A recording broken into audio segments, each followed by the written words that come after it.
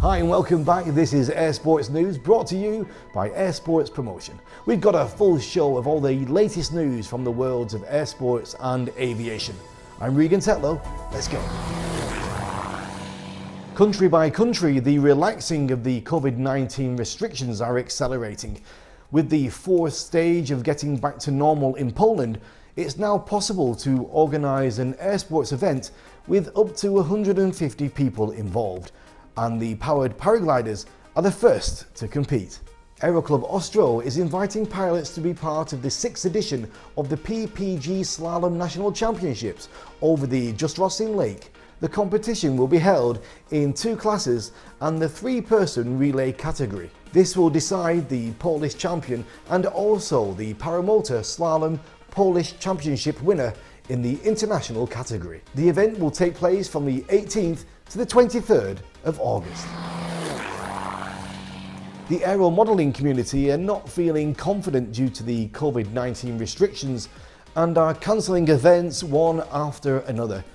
The FAI decided to explain the current situation while trying to calm down the tense atmosphere. All World and Continental Championships have either been postponed or rescheduled. Also, the World Cups will not have any rankings this year. The FAI Aero Modelling Commission declared that it's working hard to find solutions to these unprecedented challenges. The president of the CIAM, Antonis Papadopoulos, admits that for the last 2 months, almost no practice took place. But it's a great time to update athletes' equipment and think about improving aero modelling disciplines even more. So the news is no surprise from the 2020 Nationals Air Organisers French event for club and open class that was supposed to start on the 5th of June. Unfortunately, as with all other air sports events in France, it has been cancelled. Organisers say that the delays imposed by the COVID-19 crisis do not allow them to organise this event. Because of the schedules in the sailplane calendar for 2021, it has been postponed till 2022. Okay, we don't want to keep you waiting any longer.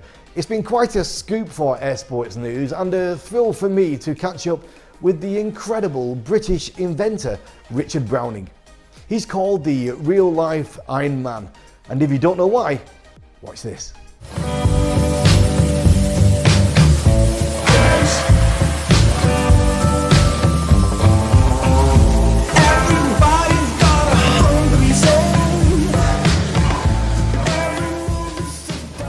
This, what you've done, a new development in human flight. You were really destined to do this. It was in your family with your late father, and was it your grandfather as well with the helicopters?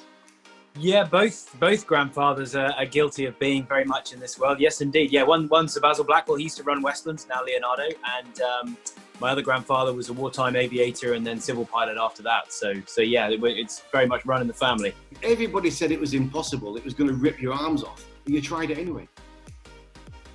Yeah, I spent 16 years with BP actually in London. I spent about 6 years alongside that in the Royal Marines Reserve as well. But throughout that time, I never really, I suppose, ever lost that spirit of getting excited over unusual challenges and getting very used to spending a lot of time not achieving those challenges, which anybody who tries to innovate or pioneer anything becomes familiar with. So yeah, what I've done with Gravity is not entirely out of character, but yes, it is quite an audacious, I suppose it was quite an audacious assumption that I had back then, to think that there was a tiny chance that I could kind of reimagine how human beings could fly by very much, this is very important, this is the ethos I kind of started with, trying to leverage the human brain from a balance and control point of view. You know, even walking around is quite a ridiculous feat when you think about it.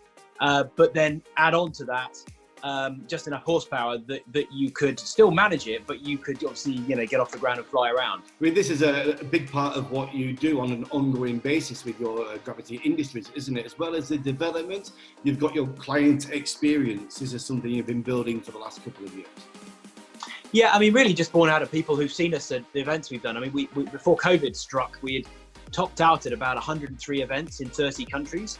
Because all this equipment, there's some of it behind. There's one suit sitting there, for instance. That all packs into 2 check-in suitcases, ludicrously enough. So you can just travel anywhere in the world and deliver an event. That's been a massive accidental kind of benefit to what we built. But yeah, we just left a trail of people around the world saying, look, I've got to have a go. How do I learn to do this? And so in response to that, we set up a place in the UK and also in California where people with that tether system can learn in a safe, controlled way to do this. And we're actually in the process, thanks to the COVID situation, we have a little more time on our hands. What's happened with your calendar for this year? I would imagine you had a lot of events worldwide in place which have been decimated. Yeah, we had loads. We were supposed to do a private event for Jeff Bezos. We had another one even for Elon Musk as well. We had loads, and they kept on getting bigger and bigger in all these crazy places around the world. Yeah, unsurprisingly, they all just went on pause, which is a bit of a shame. Our client training as well, we put on pause. And the full-length interview with Richard can be found on our YouTube channel right after this. Don't forget to watch and subscribe. With the Drone Racing League now only taking part in virtual reality, drone racers are still looking for good opportunities where they can fly in real life. One of the best drone racers in the world, Gabriel Kocher, decided to take his drone into the Alps and record one of the most stunning FPV videos ever seen on YouTube. Gabriel shows his skills in long-range freestyle flying. Let's have a look.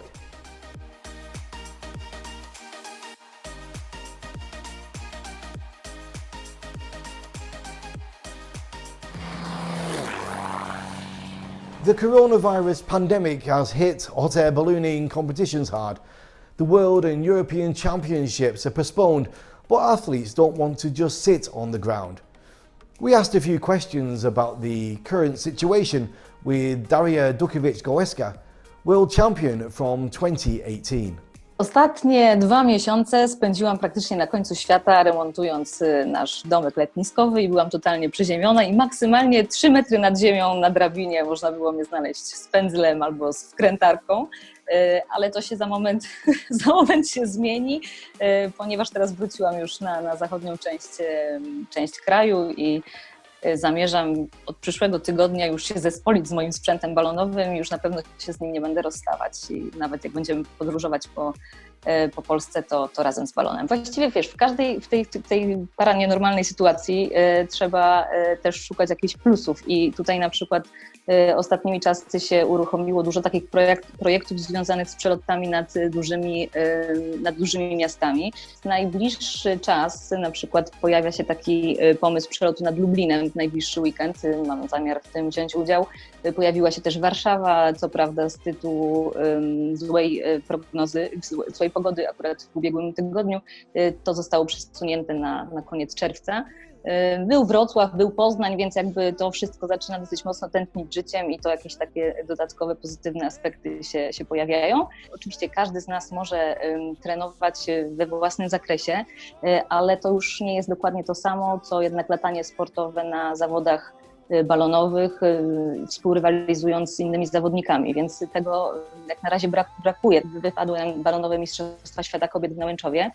Cały czas ważą się losy regularnych Mistrzostw Świata, które mają się odbyć we wrześniu w Murskiej Sobocie na Słowenii. Więc jakby do 18 czerwca ta decyzja ma zapaść i ona będzie takim jakby kluczową decyzją związaną z tym, jak tam będą te nasze przyszłe treningi wyglądały. Tak? Możemy oczywiście pracować nad różnego rodzaju konkurencjami, możemy sobie wyznaczać cele, możemy wybierać te miejsca startów, dolatywać do pewnych punktów, czyli pewne rzeczy jesteśmy w stanie wytrenować, nawet latając po prostu po swoim własnym niebie, ale jednak latanie w grupie, latanie w ścisku, w momencie, kiedy na przykład wszyscy dolatują do danego krzyża, no to już jest zupełnie jakby inna para kaloszy.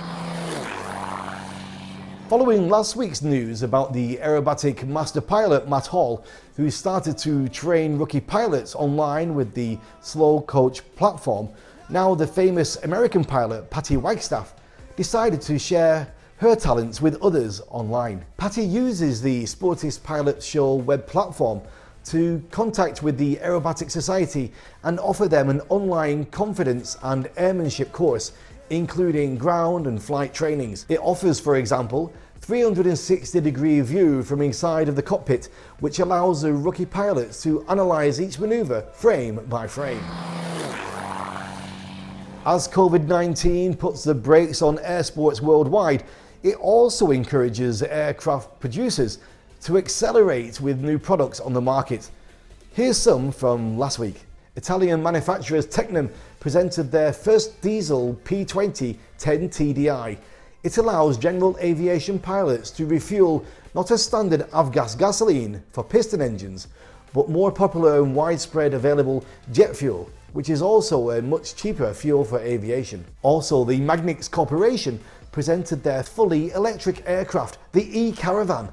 This aircraft is powered by a 750 horsepower motor using lithium batteries. Its 30 minutes first flight consumed $6 worth of electricity, needing just 30 to 40 minutes of recharging.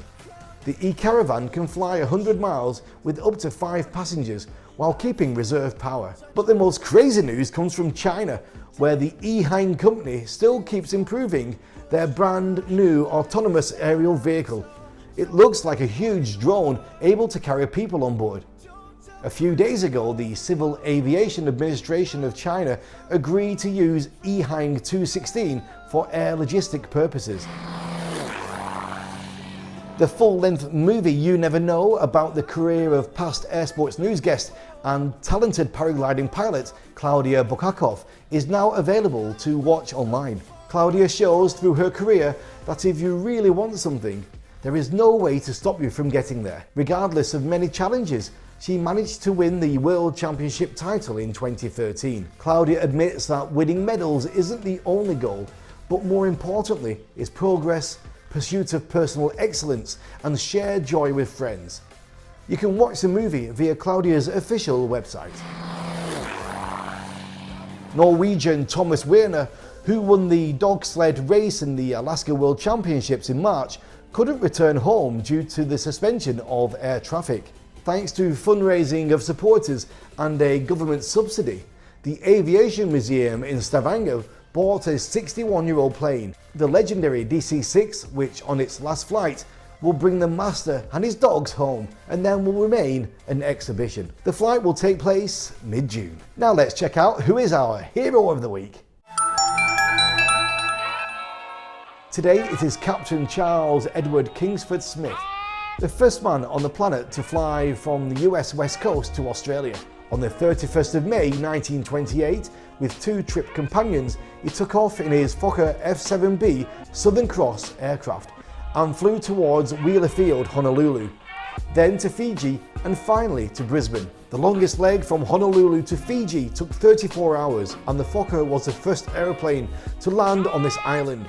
Even more, the Southern Cross had been salvaged and prepared for the trip after a crash in Alaska. It was rebuilt using the wings and fuselage of 2 different Fokkers. 7 years after this trip, Captain Kingsford Smith tried to make a flight from India to Singapore and disappeared somewhere over the Andaman Sea. On the 30th of May, the Boeing B-17F Flying Fortress made its first flight. It was the first of a new series of the famous World War II bomber, and until today, only 3 B-17F Flying Fortress remain in existence. Happy birthday to Melanie Aste from France. Melanie is a great aerobatic pilot born on the 30th of May 1982. She's the reigning British Aerobatics Unlimited champion, and she was the only female pilot in the Challenger category of the Red Bull Air Race Championships. On the 31st of May 1955, test pilot Jacqueline Douay-Oriol flew the Dassault MD 454 jet aircraft to beat the FAI world record for speed over the 25 kilometers straight course. Her average speed of 1,151 kilometers per hour broke the previous record, which had been set 2 years earlier by her friend Jacqueline Cochran. On the 2nd of June 1956, Mark Polanski was born. He was an astronaut and crew member of several STS space shuttle missions and spent more than 41 days in space. 3rd of June 1932 is the date of the RWD-6 maiden flight. It was a single-engine high-wing aircraft from Poland, designed especially for the International Tourist Plane Competition that took place in Berlin. Francesca Czerko took second place on this aircraft, being defeated only by an Italian pilot. That's all for this week. Thanks very much for joining us, and don't forget to share and like our fan page. Our email news@airsportspromotion.com is still active, so don't hesitate to write to us, or you can get in touch with me directly on Twitter. I'm Regan Tetlow. Can't wait to see you next week, but as always, stay safe and keep your eyes on the skies. 34 hours, and the Fokker was the first. The Fokker was the first. Shit. And the Fokker was the first plane. Damn.